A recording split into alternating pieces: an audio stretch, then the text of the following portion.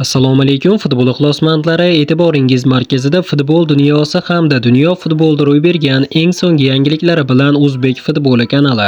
Ayni paytda mana shu roligimizga like bosayotgan barcha obunachilarimizga yana bir bor o'z minnatdorchiligimni bildirib qolaman.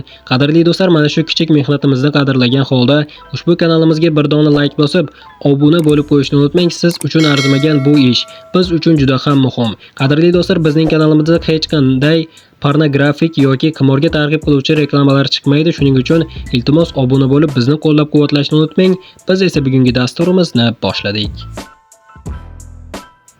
Qadrli do'stlar, ajoyib xabar. Eldor Shomurodovga Yevropa futbolidagilar qiziqish bildirmoqda. Turkiya futbolini yoritib kelayotgan nufuzli manbalardan biri Haberler.com sayti ekspertlari Superliganing yangi mavsumida o'zini ko'rsatayotgan yangi o'yinchilar haqida ma'lumot chiqardi.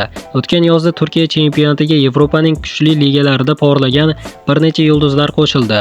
Ular turk jamoalaridagi debyut mavsumidayoq yuqori samaradorlik qayd etayotgani bilan muxlis va mutaxassislar nazariga tushdi. Hamyurtimiz Eldor Shomurodov va Asensio e'tiborini tortdi. O'zbekiston milliy terma jamoasi sardori va eng zo'r to'purari Eldor Shomurodovning Romani tark etib, Istanbulning Başakşehirga ko'chib o'tgani ham favqulodda omadli transfer bo'lib chiqdi.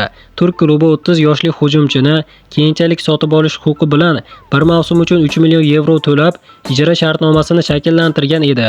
Eldorning samarali o'yinlari tufayli Başakşehir transfer masalasini hal qilishni yozga qoldirmadi. Yanvarda bu klub qolgan 2,7 million yevroni to'lab transferni to'liq yopdi. Eldor Shomurodov esa Turkiya chempionatining eng samarali o'yinchilaridan biri hisoblanadi. Superliganing 23 ta uchrashuvida 16 ta gol urib, 4 ta assist qayd etgan legionerimiz gol plus pas tizimi bo'yicha eng ko'p 19 ball to'plagan.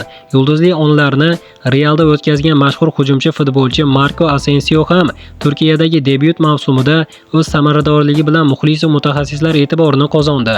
Realdan keyin Aston Villa va Paris Saint-Germainda faoliyat yuritgan ispaniyalik charamtop ustasi o'tgan yozda Fenerbahçe safiga qo'shildi. Istanbulliklar bu o'yinchi transferi uchun Paris Superligasiga 7,5 million yevro to'ladi. Katta tajriba egasi bo'lgan Marco Turk ligasiga tez moslashdi va dastlabki 19 ta uchrashuvda 11 ta gol va 8 ta assist muallifi bo'ldi. Yana porlayotganlar bor. Yuqorida nomi va statistikasi keltirilgan 3 nafar asosiy yulduzlar chempionatning haqiqiy kashfiyoti bo'ldi. Biroq ulardan tashqari ham o'z mahoratini namoyish qilayotgan liga debyutantlari ham bor. Xususan 24 yoshli albaniyalik hujumchi Erentis Muci Turkiyada o'ziga mos jamoa topganini ko'rsatdi. Aslida 2024-yilning yozida Polshaning Legia klubidan Beshiktoshga o'tgan futbolchi kutilgan natijalarga erisha olmagan edi. Joriy mavsum boshida u Trabzonsportda ijara asosiga o'tdi va 20 ta uchrashuvda 10 gol va 3 ta assist qayd etdi.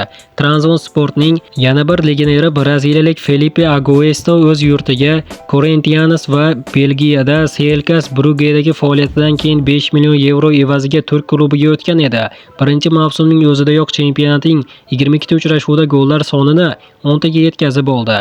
Gaziantepning tanlovi ham samarali bo'lib chiqdi. Gaziantepliklar mavsum oldidan Fransiyaning Lille klubidan greniyalik Muhammad Bayoni ijaraga olgan edi. Bu futbolchi yangi jamoasiga 18 ta uchrashuvda 10 ta gol urib berdi. Nihoyat Superliganing eng mashhur yulduzi Viktor Osimhen navbati edi.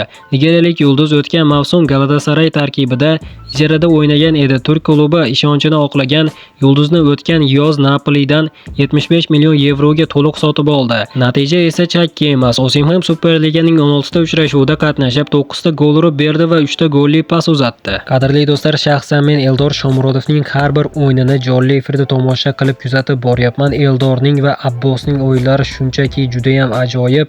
Hozirda hamyurtlarimiz ajoyib o'yin ko'rsatishmoqda. Ma'lumot uchun hamyurtimiz Eldor Shomurodov va Abbosbek Fayzullayevning navbatdagi o'yini kelayotgan shanba kuni bo'lib o'tadi. Qadrli do'stlar, agarda hamyurtimiz Eldor Shomurodov va Abbosbek Fayzullayevning bundan tashqari Abduqodir Husanovning o'yinlarini ham jonli efirda ko'rmoqchi bo'lsangiz, sizlarga maxsus Telegram kanalimizni qoldiraman. Telegram kanalimizga kommentariyada yozilgan silka orqali o'tishingiz mumkin yoki bo'lmasam Telegram qidiruv joyiga Sport Plus YouTube so'zini kiriting va Abduqodir Husanov nomli kanalimiz kelib chiqadi. chiqadi. Kanalimizga o'tib obuna bo'lib qo'ysangiz, shanba kuni bo'ladigan Başakşehir va Konyaspor o'rtasidagi uchrashuvni jonli efirda Telegram kanalimizda birgalikda kuzatib boramiz do'stlar. Qadrli do'stlar, xabaringiz bo'lsa kerak, Turkiyada to'p surgan Arda Güler ham Real Madridga transfer qilingan, ya'ni bu degani katta ehtimol bilan Abbosbek Fayzullayev, Eldor Shomurodov Real Madrid, Juventus, PSG yoki Barselona kabi top jamoalarga transfer qilinishi mumkin. Agar hamyurtlarimiz mana shunday o'ynashda davom etsa, albatta mana shunday jamoalarga transfer qilinadi, biroq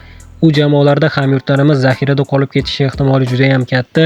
Chunki bilamiz, Eldor Shomurodov Romada o'ynagan paytlari gol ursa ham, assist bersa ham, ajoyib uchrashuvning eng zo'r futbolchisi bo'lsa ham har doim ikkinchi darajali o'yinchi bo'lib qolgan. Nima deb o'ylaysiz do'stlar, hamyurtimiz Eldor Shomurodov va Abbosbek Fayzullayevlar Başakşehirda to'p surgani yaxshiroqmi yoki Yevropa futboliga o'tib ketganimi? Mana shu gapimga o'z fikrlaringizni izohlarda yozib qoldiring. Barcha fikrlarni o'qib chiqaman. Mana do'stlar, bugungi videoda yetkazmoqchi bo'lgan yangiliklarimiz mana shulardan iborat edi. Video yoqqan bo'lsa like bosishni unutmang. Keyingi dasturlarimizda ko'rishguncha xayr, o'zingizni ehtiyot qiling.